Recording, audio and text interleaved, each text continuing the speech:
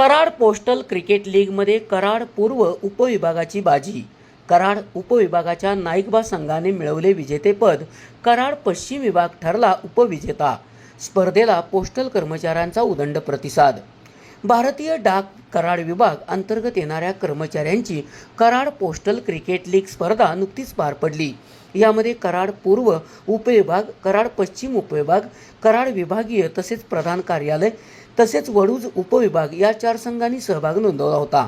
यामध्ये कराड पूर्व उपविभागाने बाजी मारली असून नाईकबा संघाने विजेतेपद पटकावले आहे, तर उपविजेतेपद कराड पश्चिम विभागाने मिळवले आहे. कराड उपविभागाचा संघ नाईकबा POSB किंग यांनी अंतिम सामन्यात कोयना PLI चॅलेंजर्सवर मात करून हा सामना आपल्या खिशात घातला. सतीश आलमवाड डाक आवेशक कराड यांनी मालिकावीर म्हणून किताब पटकावला.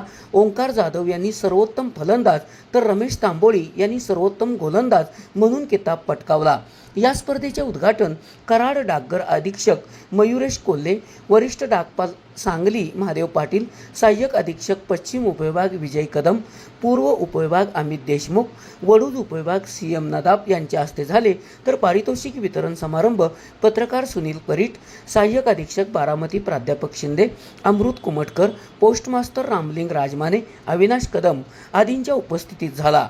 यावेळी खेळाडू शंकर सुतार, परमेश्वर केंद्रे, शिवम डांगे यांच्यासह कर्मचारी उपस्थित होते. SP ओरिजिनेटिव्हसाठी सुनील परीट, कराड.